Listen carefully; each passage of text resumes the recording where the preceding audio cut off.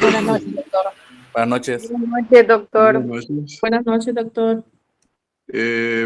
Podemos iniciar, ¿verdad?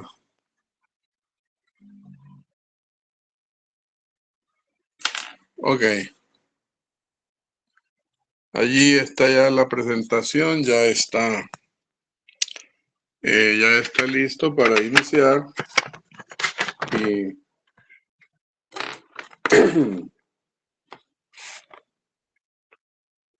Y bueno, vamos a continuar las sesiones con este Se tema. está grabando la llamada. Vamos a continuar las sesiones con este tema de sistema nervioso, con su embriología. Y luego, pues, yo les anunciaré los temas que siguen,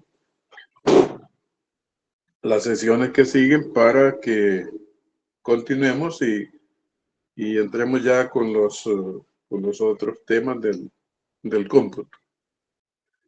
Ok, entonces estamos observando ahí en esta primera lámina un dibujo o un esquema de lo que es el sistema nervioso ya en su, por así decirlo, ya en su etapa adulta, y podemos también podemos pensar en cómo ha adquirido esa complejidad el sistema nervioso con la formación de cada uno de los elementos de los órganos que lo conforman para tener, pues, nosotros una mejor idea de cómo debemos de contar con este elemento tan importante o que nos permite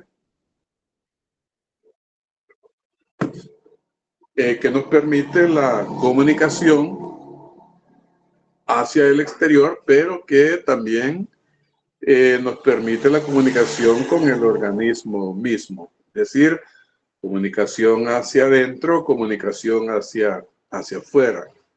En esta primera lámina podemos observar los diferentes elementos, como son el encéfalo, en el cual está contemplado el cerebro, el tallo cerebral, el cerebelo, y así como también en un segundo momento la conformación de la médula espinal, que va a ser una estructura que, si bien es cierto, está alargándose hasta los niveles bajos, hasta los niveles lumbares. Es una estructura, pues, que forma parte del sistema nervioso central y que, dicho sea de paso, es muy importante para toda esa comunicación que debemos de observar a cada momento de la vida en el llamado arco reflejo. Llámese también las vías somáticas aferentes, llámese también las vías motoras.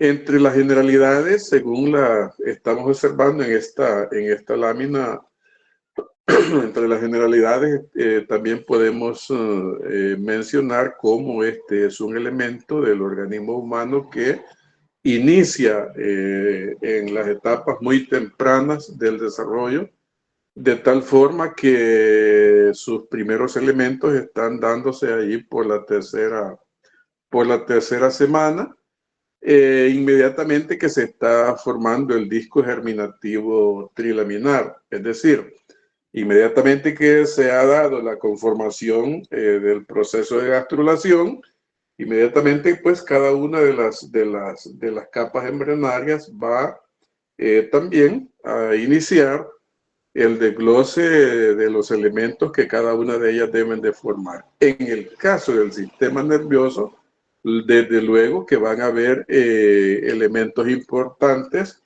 tomando como vía de salida principal el ectodermo. El ectodermo que se va a lucir dándole paso, pues, a cada una de estas estructuras. Desde luego que, así como todos los elementos en el organismo humano, este ectodermo va a necesitar desde los inicios de elementos que lo van a estar estimulando, elementos que lo van a estar estimulando para cumplir esa función, y aquí vamos a tener pues en un primer momento el proceso nodotocordal, que debe de darle paso a la formación de la notocorda, así como también el mesodermo, parte del mesodermo, como es el mesodermo paraxial. Entonces estos dos elementos van a ser los elementos principales que van a estar dándole al ectodermo ese empuje, ese impulso más bien, que éste necesita para dar paso a la conformación de cada uno de los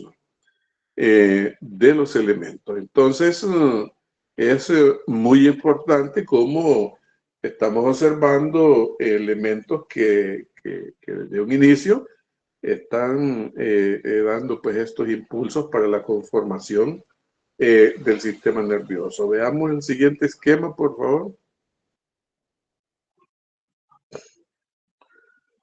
En esta otra diapositiva, la idea de esta otra diapositiva es que observemos los diferentes elementos que habíamos ya mencionado antes, y cómo algunas de estas estructuras van a presentar modificaciones en sus antecesores. Como por ejemplo en los centros superiores observamos que para que estos se comiencen a conformar, vamos a tener una acentuación en lo que es en lo que toca la formación de las placas alares. Pero además de eso vamos a observar una regresión de las placas basales. En un momento vamos a observar cómo se están formando, perdón, estas dos estructuras, las placas alares, así como las placas basales, y cómo estos elementos deben de comenzar a formar, debe de comenzar a presentar transformaciones que van a tener como objetivo darle paso a la conformación de los centros superiores. Llámense los centros superiores como los hemisferios cerebrales, también el cerebelo. Y asimismo vamos a observar en un segundo momento, allí en la parte inferior del esquema, el tallo cerebral, en su conformación, que va a tener pues una comunicación directa con lo que es la médula espinal. Entonces en el tallo vamos a observar la presentación del mesencéfalo, el metencéfalo, el milencéfalo, y como una continuación del mielencéfalo hacia las posiciones inferiores, vamos a estar observando pues a la médula espinal. Veamos la siguiente. Bueno, en esta diapositiva que se está conformando ahí, observamos cómo en el desarrollo temprano del cerebro vamos a tener un proceso tremendamente importante como es la neurulación, en donde podemos considerar el objetivo propio de la neurulación. El objetivo propio de la neurulación va a ser la conformación de tejido nervioso a partir del ectodermo. Desde luego que el ectodermo desde un inicio va a comenzar pues a presentar engrosamientos para darle paso a la conformación del tubo neural. Entonces, en un primer momento vamos a observar pues en esta neurulación procesos de neurulación primaria, en donde se presenta la placa neural que va a conformar pliegues para darle paso pues al tubo neural. Pero asimismo vamos a observar la neurulación secundaria, que va a ser un proceso, digamos, siempre importante, y que va a darle paso a las estructuras que se van a formar en la parte caudal del tubo neural, especialmente especialmente en esta parte caudal del tubo neural, vamos a observar la conformación de la médula espinal. Entonces, pasemos a la siguiente. Y en esta diapositiva podemos observar en el proceso de neurulación los estadios de neurulación, y allí están descritos como la formación de la placa neural, la formación de la placa del suelo, la deformación y encurvamiento de la placa neural que le da paso a la formación de los pliegues, así como también el cierre de los pliegues neurales y dando por así decirlo, dando por terminado el objetivo, que es el de la conformación del tubo neural. Entonces, el tubo neural se va a constituir un elemento intermedio principal que debe de darle paso a la conformación de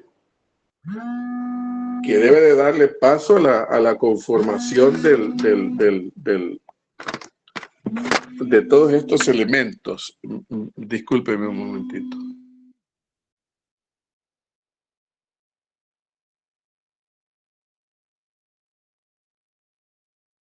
Del tubo neural, que una vez que se ha conformado, ahí podemos observar pues cómo lo que estamos hablando, cómo las células de la cresta neural se comienzan a conformar, y no solo se están formando ahí, sino que también están iniciando el proceso de migración para ir pues hacia otras estructuras, siempre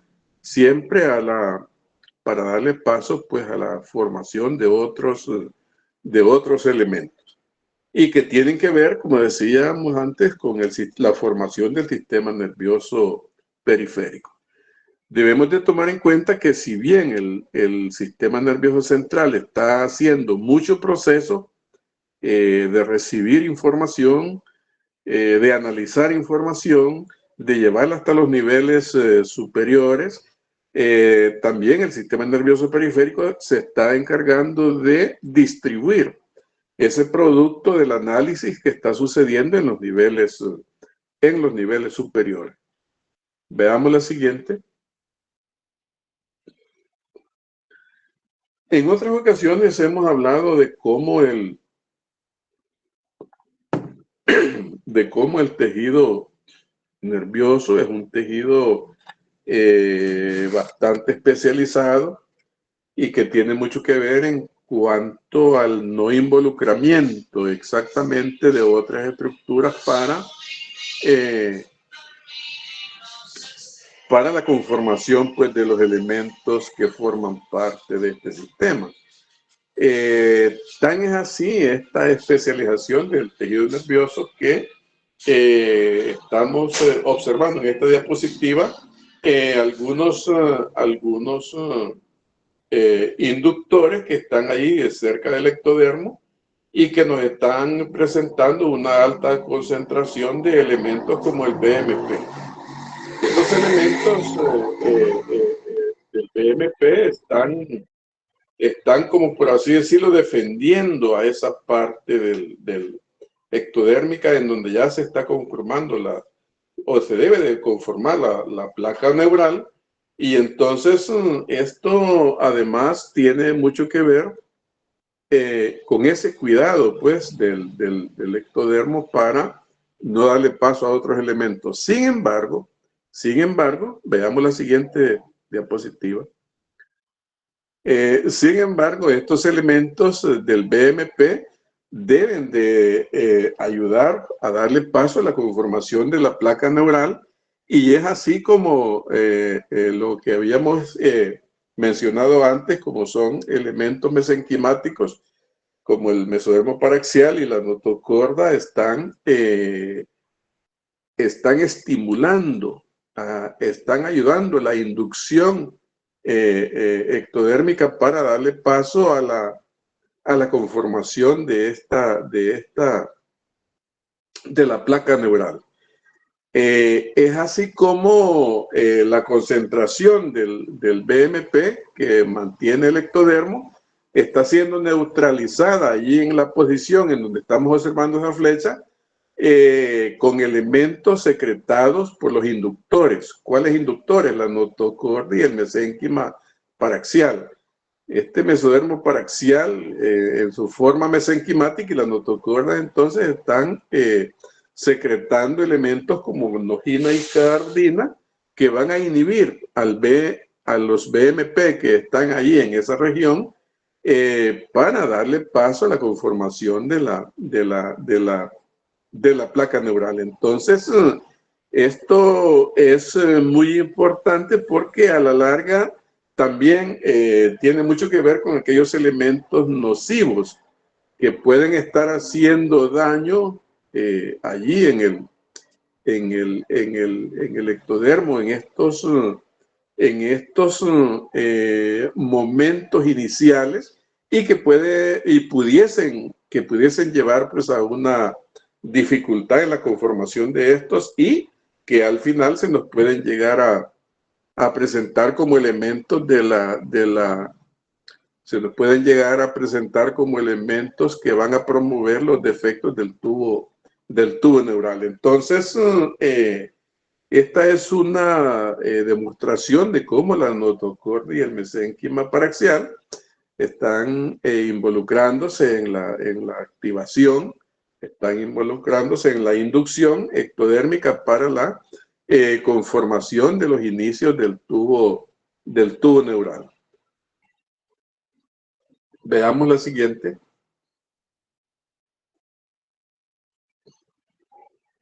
Aquí estamos observando en esta lámina algunos principios generales que tienen que ver con el desarrollo del sistema nervioso central, en donde podemos mencionar cómo este presenta en su formación una secuencia de caudo cefálico. Además de eso, las neuronas que se desarrollan primero ocupan las capas más profundas. El cerebro también es el órgano con el periodo más prolongado del desarrollo. Esto es importante observarlo porque cuando estamos examinando más bien a un recién nacido, nosotros estamos observando algunas señales de no mielinización completa que el niño presenta. Por ejemplo, ese movimiento continuo e involuntario que el niño presenta en sus miembros superiores, en sus miembros inferiores, es una demostración de cómo el cerebro es el órgano con el periodo más prolongado del desarrollo. Entonces sabemos que cuando el niño nace, su mielinización no está completa y más bien tiene, por así decirlo, un 70-80% de la mielinización, y es hasta los 2 años que aumenta esta mielinización para ser completa, ahí por los 4 años y medio. Entonces, estamos hablando de un tiempo más allá del periodo del nacimiento, pero que viene contando desde que el niño está pues en la vida intrauterina. Entonces, esta situación de la mielinización tiene que ver pues con esta premisa de que este órgano es el que tiene el periodo más prolongado para su desarrollo. ¿Por qué? Por ejemplo, las células de la mielinización, tanto el sistema nervioso periférico como el sistema nervioso central, se están conformando pues en la etapa embrionaria, al igual que los demás elementos. Otro detalle como principio general en la conformación del desarrollo del sistema nervioso central es que es el órgano más vulnerable. El sistema nervioso central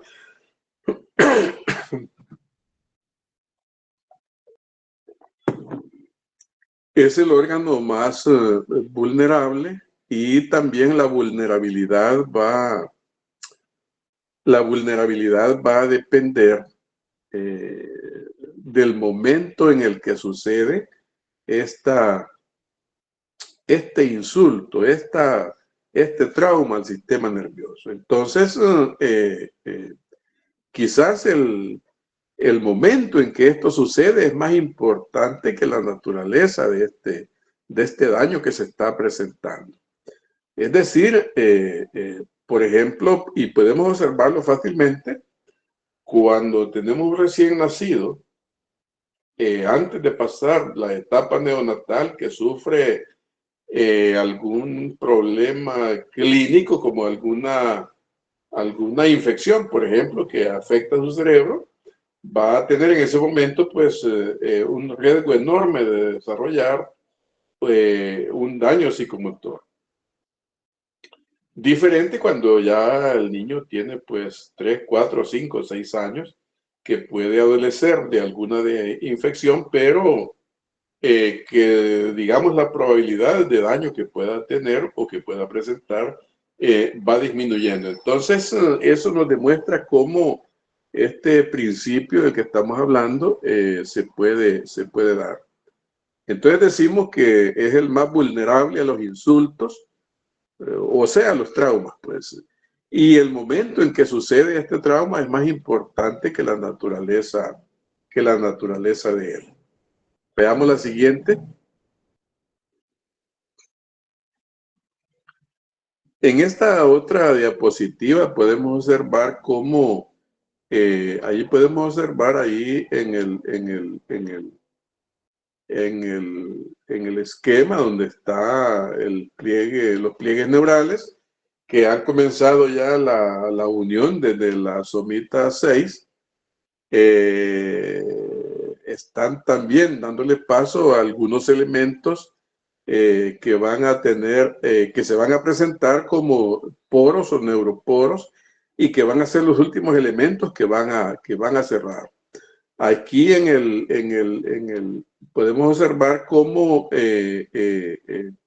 pudiese haber, en un momento determinado, pudiésemos tener algún daño si estos neuroporos no se cierran adecuadamente.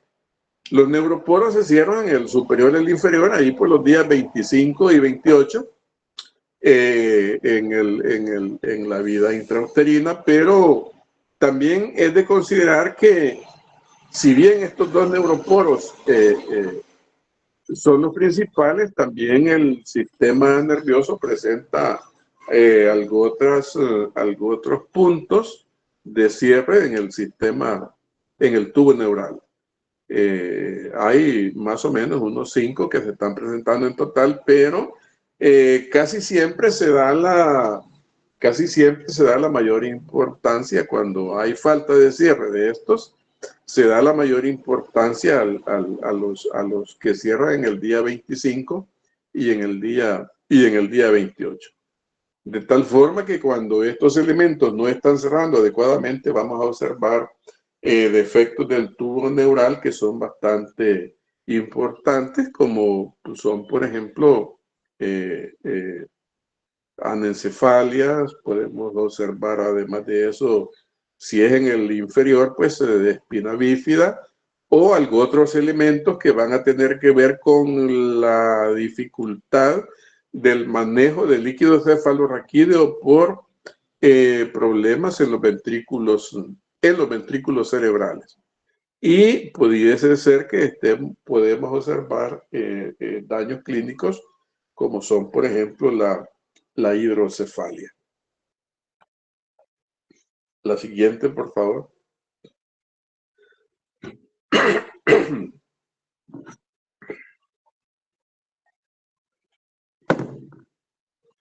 Bueno, les he incluido estos párrafos de una obra que se llama Antropología del Cerebro, con el objetivo de que podamos observar cómo en un primer momento se ha creído que el cerebro, con su tamaño,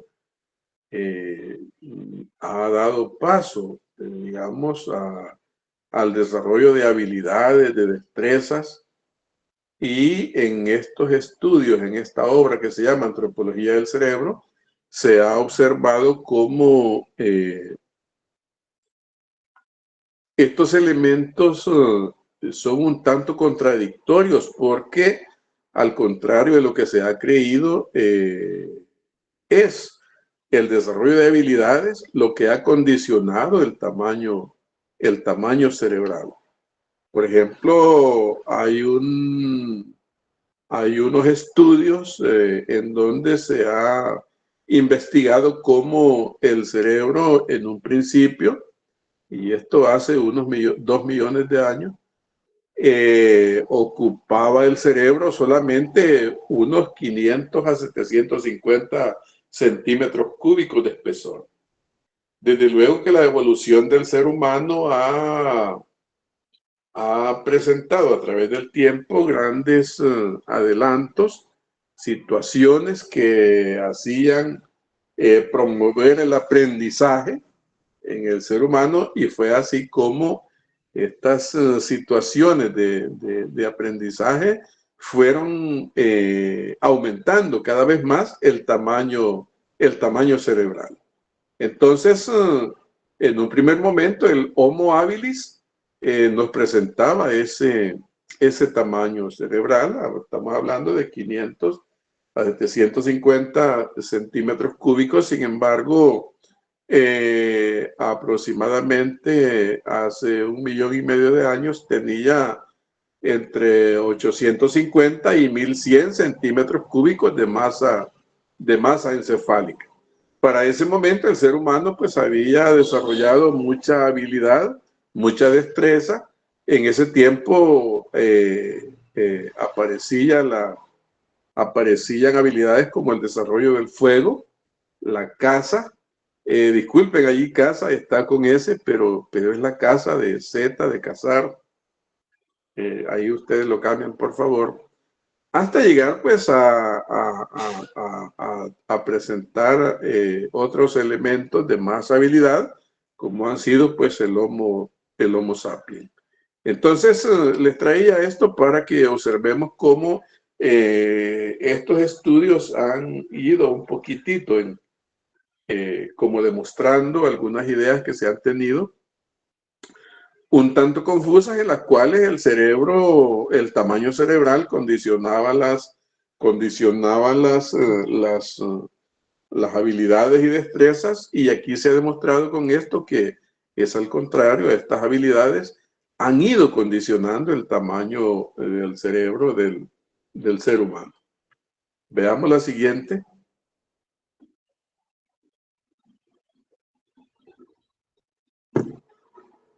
En esa diapositiva anterior encontramos algunos elementos importantes que les pueden a ustedes servir para desencadenar también más elementos de investigación y observar pues cómo ha sido la evolución del sistema nervioso. Entonces aquí estamos observando algunos elementos embriológicos que se dan desde el día 19 de la gestación, en donde tenemos una etapa muy temprana. Este es un embrión de aproximadamente 1,5 milímetros, y allí podemos observar cómo cómo se dan los inicios en la conformación del tubo neural. Ahí podemos observar a los pliegues neurales. Podemos observar cómo la placa neural ha comenzado a presentar un engrosamiento, formando los pliegues neurales, la placa neural, y cómo en un momento determinado también estos elementos que han presentado una estructura original comenzaron a cerrar ahí por el somita 6 hasta llegar pues a la conformación de los inicios ya del tubo neural, en donde aquí en la derecha, en la última esquema, podemos observar a los 2 neuroporos principales que habíamos mencionado antes, y que son los últimos en lograr pues encerrarse. Pero debemos de tomar en cuenta que no solamente son no solamente son 2 los puntos de cierre, sino que hay algo otros por ahí que son 5 en total, pero los principales y que están más bien asociados a elementos patológicos, como son los defectos del tubo neural. Tenemos pues el neuroporo anterior y el neuroporo posterior. Ya hemos hablado cómo estos tienen su tiempo. Uno cierra en el día 25 aproximadamente, otro pues en el día 28. La siguiente, por favor. Aquí tenemos una etapa un tanto más avanzada. Estamos en la 5ª semana. Y en ese momento, inmediatamente que se ha dado el cierre de los neuroporos, se está comenzando a observar cómo estos elementos tempranamente están formando las 3 dilataciones que se ya van a llamar vesículas cerebrales primarias, en donde podemos observar a estas con los nombres de prosencéfalo, que también se llama cerebro anterior, el mesencéfalo, el cerebro medio, y el rombencéfalo o cerebro posterior. En la 5ª semana ya también vamos a observar la evolución de estas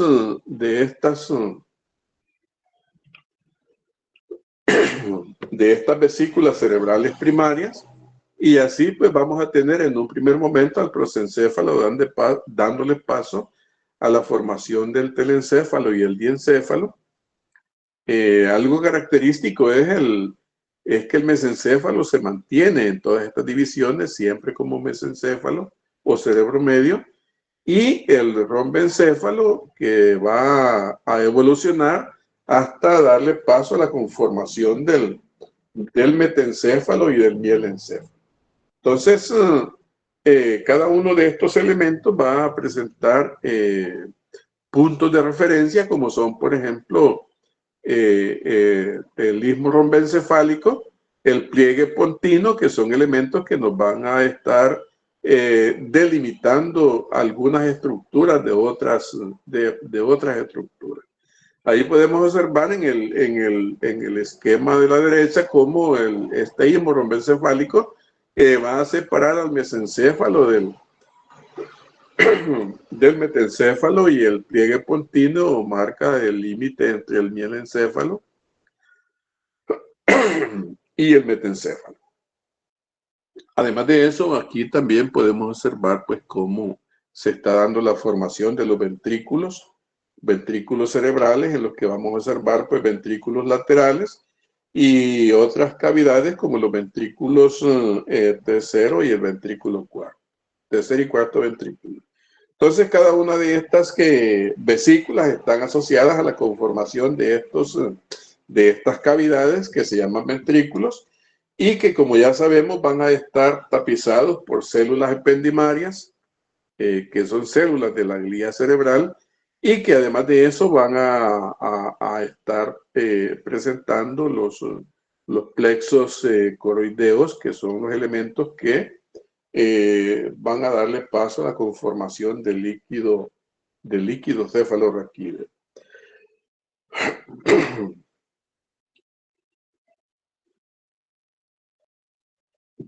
Veamos la siguiente.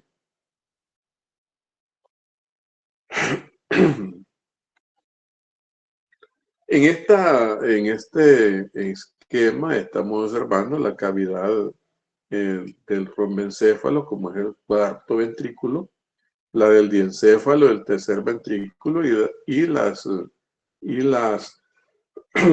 de hemisferios cerebrales, como son los ventrículos laterales. Desde luego que cada uno de los ventrículos se debe de estar comunicando con su par. Lógicamente, pues esto va a permitir la migración, la circulación, por así decirlo, del líquido cefalorraquídeo. Ahí tenemos estructuras que van a estar pues comunicando a cada uno de ellos, como son el acueducto de Silvio, el volumen y el foramen interventricular o foramen de Monro, que son elementos que van a estar haciendo presencia para la comunicación de estas cavidades ventriculares. Veamos la siguiente, por favor.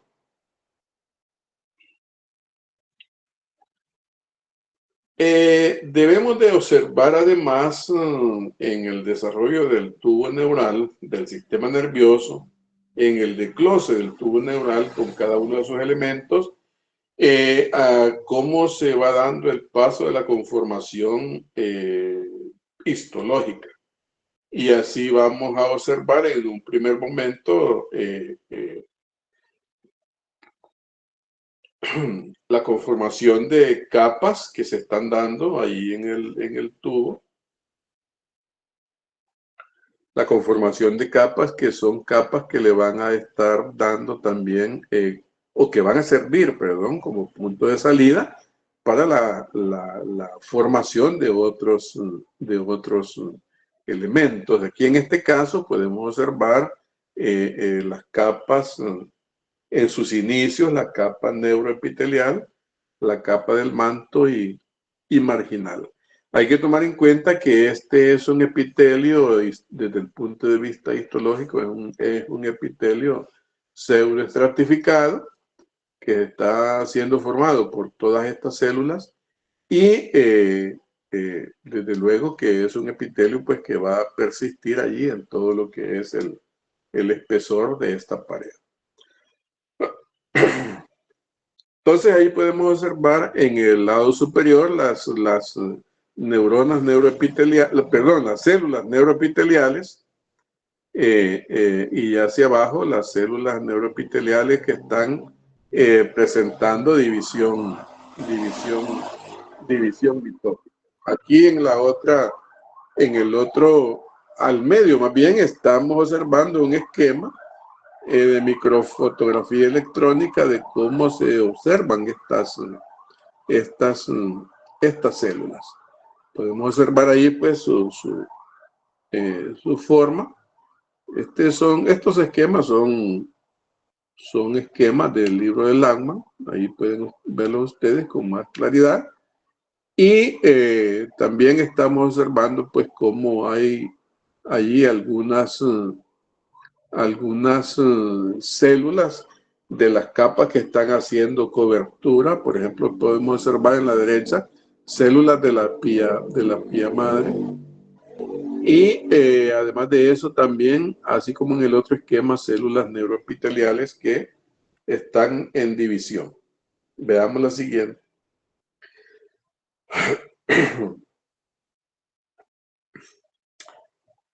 Aquí en este esquema podemos observar con más claridad la conformación de células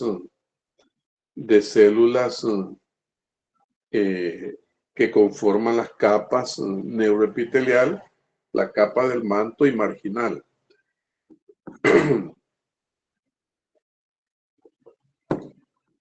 Aquí nos debemos de concentrar en la conformación de cada una de estas capas y el origen que para el futuro va a presentar pues cada una de ellas. Por ejemplo, estamos observando la capa marginal,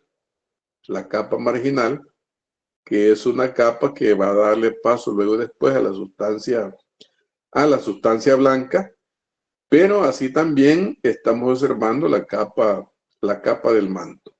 La capa del manto que le va a dar paso a la conformación de la sustancia gris. Si observamos ahí con detenimiento, vamos a observar cómo la capa marginal pues no va a presentar mayores cambios, no así la capa del manto que nos presenta cambios en cuanto a las divisiones que va a tener, y así vamos a observar en esta capa del manto la conformación de las placas, de la placa alar y la placa basal. Aquí ya estamos observando cómo en estas divisiones de la capa del manto se nos van a estar presentando neuronas o células nerviosas que se van a estar ya identificando con su trabajo que van a tener en el arco reflejo, y así vamos a observar pues a las placas alares que se van a van a estar entrando en una división que va a tener que ver con el sistema sensitivo, y asimismo la placa basal que va a estar presentando neuronas que van a identificarse con el sistema motor. Entonces, esto es bien importante en el arco reflejo porque desde ese momento se están ya dando las divisiones que deben de darle paso a la conformación del arco de reflejo. Entonces vamos a tener ahí la presencia de células que van a estar contribuyendo a la vía somática, o sea, a la vía sensitiva, y así como también neuronas que se van a estar identificando con la vía motora, es decir, la respuesta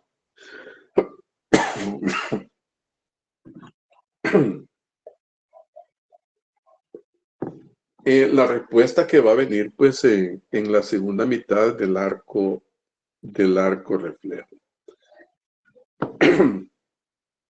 En el esquema de la derecha podemos observar ya cómo esta sustancia gris ha dado ya pues a presentar su forma casi definitiva, en donde está conformando ya las astas dorsales, que son las sensitivas, así como las astas ventrales, que son las motoras.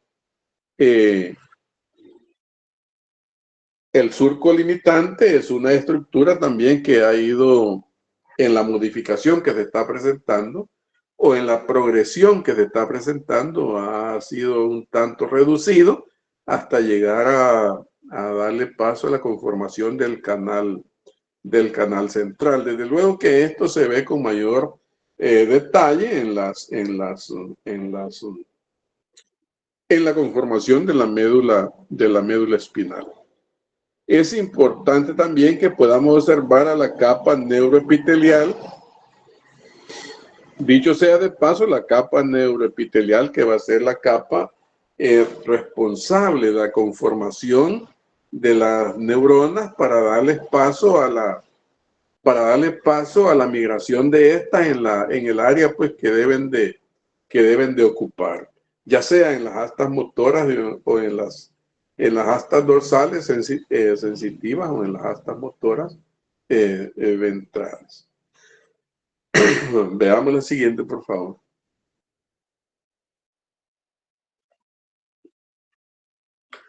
En esta otra diapositiva, que es un tanto parecida a la anterior, podemos observar pues también las placas, la placa del techo y la placa del piso, además de la placa basal y alar, en donde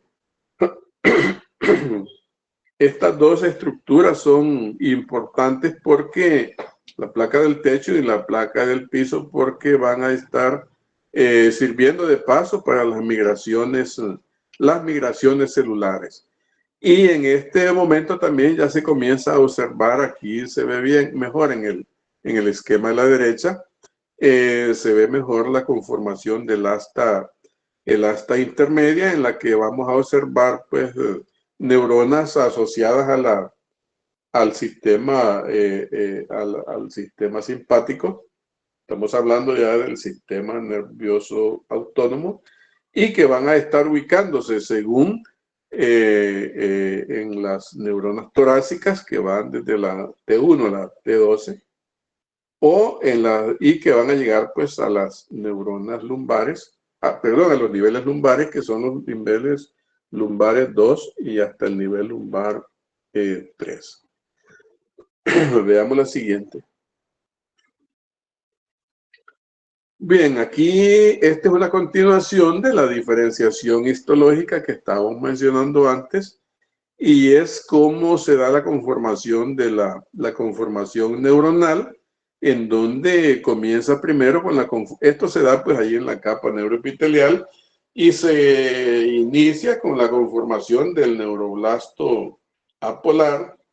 Inmediatamente en la evolución va a presentar dos prolongaciones hasta terminar en un momento dado con la conformación de la neurona típica, neurona multipolar, decir, evolucionó de una neurona, de un neuroblasto bipolar hasta una neurona multipolar.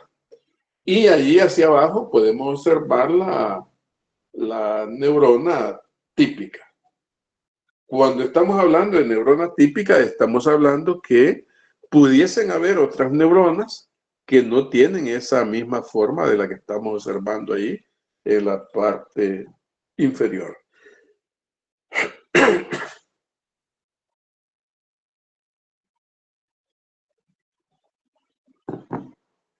Sino que en algunas ocasiones vamos a tener pues neuronas de diferente tipología. Ustedes lo han estado observando, por ejemplo, en la sesión de histología del sistema nervioso, como hay una clasificación neuronal y que va a depender, por ejemplo, de las prolongaciones, va a depender también de los órganos en los cuales están ubicados. Por ejemplo, una neurona del área motora es una neurona que va a emitir axones desde el nivel superior hasta los niveles cervicales, torácicos, lumbares. Es decir, estamos hablando de neuronas que van a tener pues unas prolongaciones bastante considerables. Diferente van a ser estas neuronas que van a estar ubicadas en las áreas visuales o en las áreas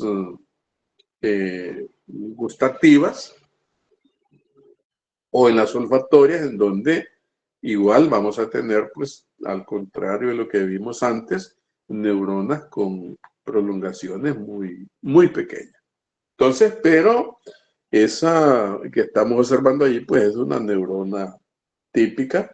Ahí estamos observando, pues, cómo se da la prolongación principal, el axón, y cómo está yendo hasta hacer contacto con las dendritas de la próxima neurona. Debemos de considerar que hay pues millonadas de neuronas en el sistema nervioso.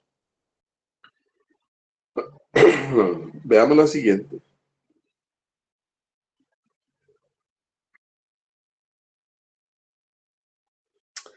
En este esquema, estamos observando, en este esquema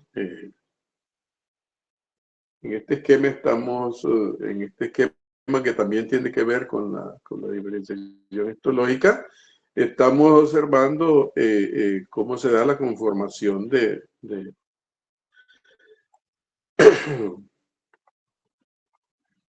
la conformación de las raíces sensitivas, de las raíces motoras del sistema nervioso periférico y que están haciendo contacto con el sistema nervioso central. Por ejemplo, en el dibujo, en el primer esquema, estamos observando cómo allí tenemos un ganglio de la raíz dorsal, el cual está emitiendo axones que desde luego están formando parte del área sensitiva y que van a ingresar pues a la médula espinal y lógicamente van a ingresar allí en la placa alar. Hay que tomar en cuenta que esta vía sensitiva o vía somática, una vez que está llegando ahí, le pone fin al axón de esta neurona que se está prolongando desde el ganglio de la raíz dorsal. Así es como hemos dado en llamar al ganglio de la raíz dorsal como la primera sinapsis o la primera estación o el primer relevo de la vía somática aferente, el ganglio de la raíz dorsal. Y que dicho sea de paso, hemos hablado en otras ocasiones cómo este ganglio se convierte en un elemento importante y que es hacia donde va a migrar pues el impulso nervioso, el cual fue transformado luego de ser un estímulo nervioso. Entonces el ganglio se convierte en la primera estación de las 3 estaciones de la vía somática aferente.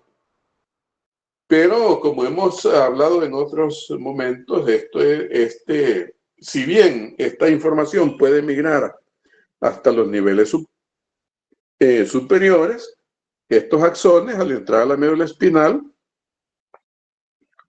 allí van a hallar pues su terminación para hacer el contacto y darle paso a la conformación de la segunda sinapsis. Con un ejemplo creo que lo observamos mejor. Estos axones de la célula, del ganglio de la raíz dorsal, entran a la médula. Imaginémonos que es una información del dolor, pueden llegar allí hasta el núcleo propio.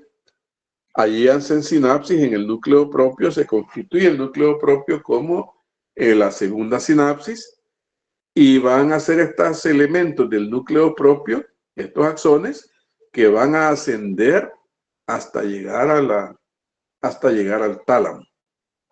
Igual, los axones del núcleo propio tampoco van a llegar al nivel superior, sino que van a llegar hasta el tálamo, en donde deben de hacer sinapsis con células del núcleo ventral posterolateral y constituyéndose allí pues la tercera sinapsis. Luego los axones de las células del núcleo ventral posterolateral deben de ascender formando la radiación talámica hasta llegar pues al área sensitiva del nivel superior. Entonces observamos pues ahí cómo se da la conformación en el nervio, en la raíz sensitiva dorsal, y que le da paso pues a los axones que van a estar ingresando allí a la médula espinal. Aquí podemos observar en el esquema de la derecha cómo los axones están llegando a hacer contacto a la médula, y lógicamente en el asta dorsal, porque son los sensitivos. Entonces, y luego podemos observar en el área inferior cómo también se está dando la raíz motora ventral, que son los axones que salen desde la médula espinal y que van a ayudar a la conformación del nervio raquídeo para ir pues a abandonar allí la médula espinal, se integran al nervio raquídeo hasta llegar al órgano efector, en donde se va a estar pues dando el paso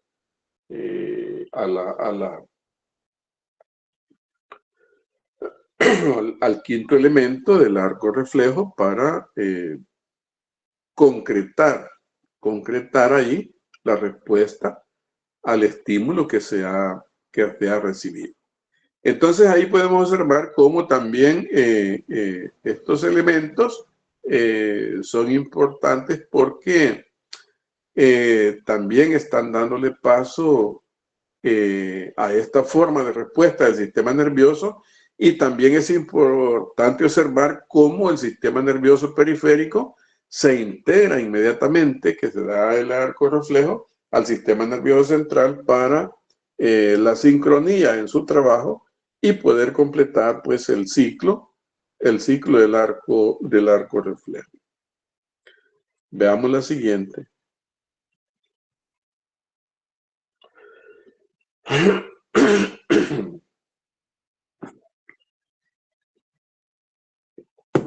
Aquí podemos observar en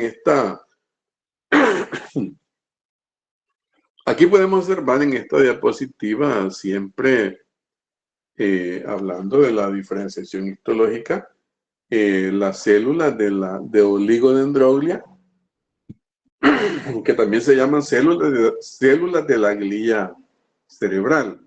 Aquí podemos observar diferentes elementos que se están conformando. Ahí podemos ver las células neuroepiteliales. Entonces, luego concluimos que las células neuroepiteliales no solo le dan paso a las neuronas, a las células nerviosas, sino que también están contribuyendo a la conformación de la estroma del sistema nervioso. Porque en este caso, las células neuroepiteliales forman el cuerpo neuronal, ¿verdad? Pero además de eso también están conformando una serie de elementos que le van a dar el sostén a estos cuerpos neuronales. Y así es como están conformando además las células neuroepiteliales, están conformando luego de un proceso, están conformando los astrocitos, que son de dos tipologías, los astrocitos protoplásmicos y los astrocitos fibrilares, que también se llaman astrocitos fibrosos, los astrocitos fibrosos que van a tener preponderancia allí en la sustancia blanca. Además de eso, también los astrocitos protoplasmáticos van a tener preponderancia en la sustancia gris. Y además vamos a observar la conformación de células ependimarias. Células ependimarias que son células que van a tener una gran importancia porque siendo elementos de la glía cerebral, estos elementos van a estar conformando, como lo dijimos antes, el tapiz de las cavidades de la médula espinal, también el tapiz de cavidades como los ventrículos cerebrales, y entonces estas células se van a convertir pues en elementos que además de ser elementos gliales van a estar dándole consistencia a estos elementos. Si bien nos damos cuenta, el tejido nervioso es un tejido que tiene bastante preponderancia en cuanto a su origen. Con el ectodermo hay la necesidad, así como en todos los tejidos, de resolver las situaciones de desechos metabólicos. Por X motivos siempre van a haber desechos metabólicos y estos elementos no tienen un sistema de defensa que les esté cuidando sus tejidos. Entonces, el único momento en que el ectodermo permite la inclusión de otra de las capas embrionarias va a ser en el momento en que necesitan quien los esté defendiendo. Y es así como de los vasos sanguíneos que van a estar y es así como de los vasos sanguíneos que van a estar haciendo presencia y que van a estar merodeando ahí, el tejido nervioso logra capturar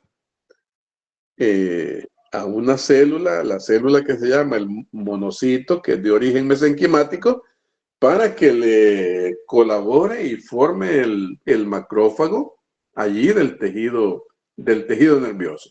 Y es así como observamos a la microglia, que es de origen mesenquimático, de origen mesodérmico, y que se va a convertir también, así como en todos los demás sistemas en el organismo humano, se va a convertir pues en la célula que va a hacer la función de macrófago allí en el sistema nervioso. Entonces podemos decir que el sistema nervioso no admite otras células que no tengan su origen en el ectodermo, excepto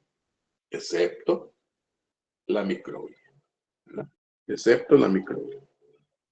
Entonces ahí podemos observar además las diferentes células.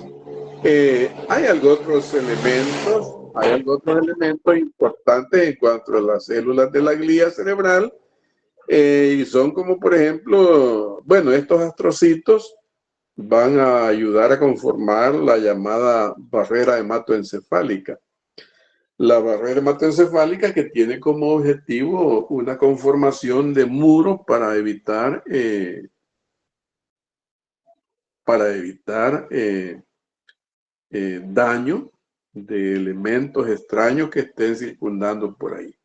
Sin embargo, en algunos momentos esta barrera hematoencefálica no va a ser pues suficiente, especialmente con aquellos elementos nocivos como son los virus, por ejemplo. Los virus, hay algunos elementos también bacterianos que fácilmente van a poder estar ingresando y que en un momento dado, según el volumen con el que se están presentando, van a vencer, pues, incluso van a vencer a la microbia y también van a poder penetrar la barrera hematoencefálica.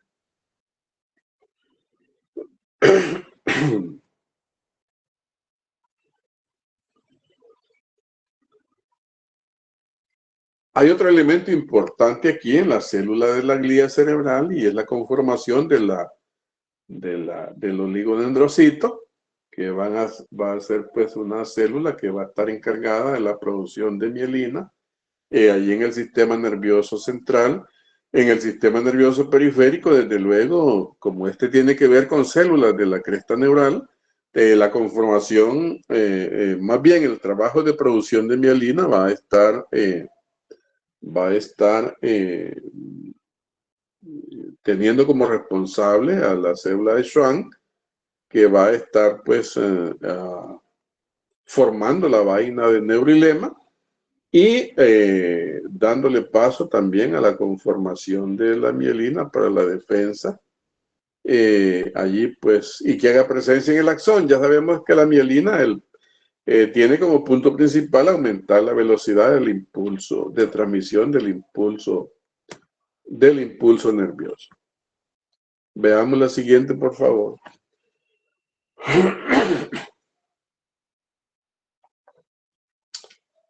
Bueno, este esquema, un tanto para observar cómo en los estadios iniciales se está presentando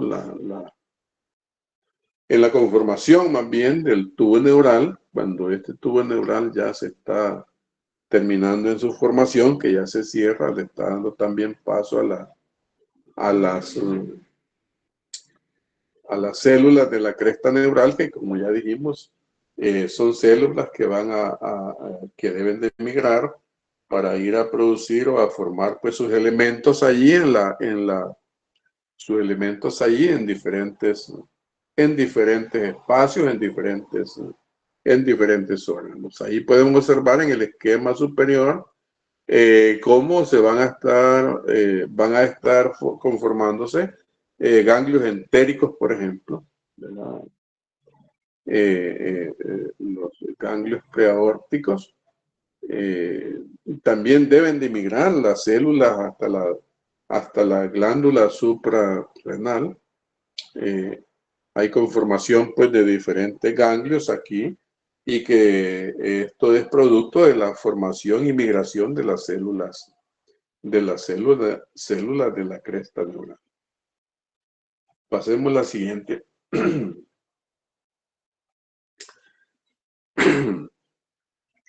Bueno, este esquema es un esquema que tiene que ver con la mielinización. Podemos observar los oligodendrocitos. Podemos observar entonces allí a la célula de Schwann. Ya diferenciamos al inicio el sistema nervioso central, el sistema nervioso periférico, la vaina de mielina, la vaina de neurilema. Quizá una diferencia también entre estos dos elementos va a ser el número de células con las que hacen presencia cada una de estas células que forman mielina. La célula de Schwann es una célula que va a estar pues más, por así decirlo, más personalizada, y la célula y el oligodendrocito cada oligodendrocito va a tener pues bajo su responsabilidad la conformación y la provisión de mielina a un número a varias células, ¿verdad?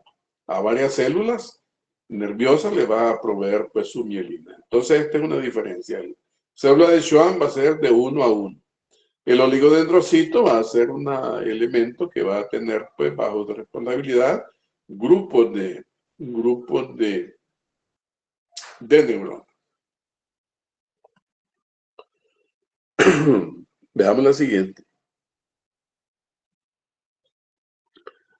Aquí les presento este es un esquema en donde se ve pues el extremo terminal de la médula espinal y cómo este se relaciona con la columna. Ahí podemos observar cómo en sus inicios de la conformación las raíces nerviosas de la médula están casi coincidiendo con los mismos niveles de la columna, pero hay un momento en el que después de crecer la médula, pero la columna sigue creciendo y los niveles que se dan pues van a ser como diferentes, y allí podemos observar cómo ha crecido la columna, las raicillas nerviosas pues se va hasta abajo, y esto tiene que ver también con los niveles que se toman en cuenta en la columna vertebral para las tomas de exámenes, como es la extracción del líquido cefalorraquídeo en un procedimiento que se llama punción lumbar, y el cual pues nos está indicando cómo los niveles en donde puede haber menos riesgo van a ser los niveles entre L4 y L5. Pasemos a la siguiente. Aquí podemos observar pues algunas anomalías que se pueden presentar. Allí tenemos enumeradas 3: la espina bífida, la anencefalia, la hidrocefalia. Desde luego la espina bífida en algunas ocasiones es un defecto del tubo neural que no va a tener mayores problemas. En algunas ocasiones esta espina bífida se descubre tomando alguna radiografía por otro problema en esa área. Pero sí, hay momentos en los que hay problemas de la espina bífida que van a tener que ver con situaciones patológicas más difíciles, ¿verdad? La anencefalia creo yo que es el defecto del tubo neural extremo. Tiene que ver con el problema de cierre de la parte superior en el tubo neural, y el niño puede nacer, puede llegar hasta las 40 semanas, puede nacer, pero va a tener una situación bien difícil porque puede faltarle su parte frontal del cerebro, de ahí el nombre de anencefalia. Estos niños nacen, pueden vivir 24, 48 horas y luego inmediatamente después de ese tiempo van a fallecer. Y en algunos casos también vamos a observar pues hidrocefalia que se va a asociar a situaciones difíciles de manejo del líquido cefalorraquídeo por problemas en las cavidades ventriculares. Y quizás comentar en esta situación de los defectos del tubo neural, cómo es de importante la ingesta en el periodo preconcepcional del ácido fólico. En el periodo preconcepcional, que debe de ser unos 5 o 6 meses antes de la preñez o antes del embarazo, en donde este periodo debe de servirle al médico tratante para hacer un bosquejo clínico general de la futura para de la futura embarazada para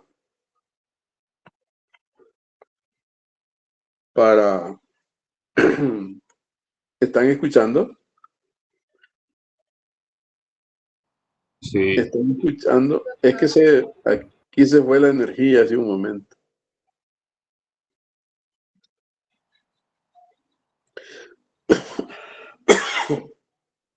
Bueno, entonces decía que hay un problema en los defectos del tubo neural, hay una situación que tiene que ver con déficit de ácido fólico, el cual debe de comenzarse a aplicar a la futura embarazada 5 o 6 meses antes de que llegue el embarazo. Desde luego que esto se conseguiría promocionando en todo lo que se puede la consulta preconcepcional. En algunos países, como en Uruguay, se ha dado en algunas leyes que tienen que ver con la provisión de ácido fólico para tratar de combatir los defectos del tubo neural. Entonces, hay formas de minimizar estos daños, solamente que esto, claro, tiene que ver pues con la actitud del tratante, pero también tiene que ver con situaciones legales, situaciones que se deben de legislar para que evitemos así la incidencia tan aumentada de defectos del tubo neural en el desarrollo del sistema nervioso. Buenas noches y muchas gracias.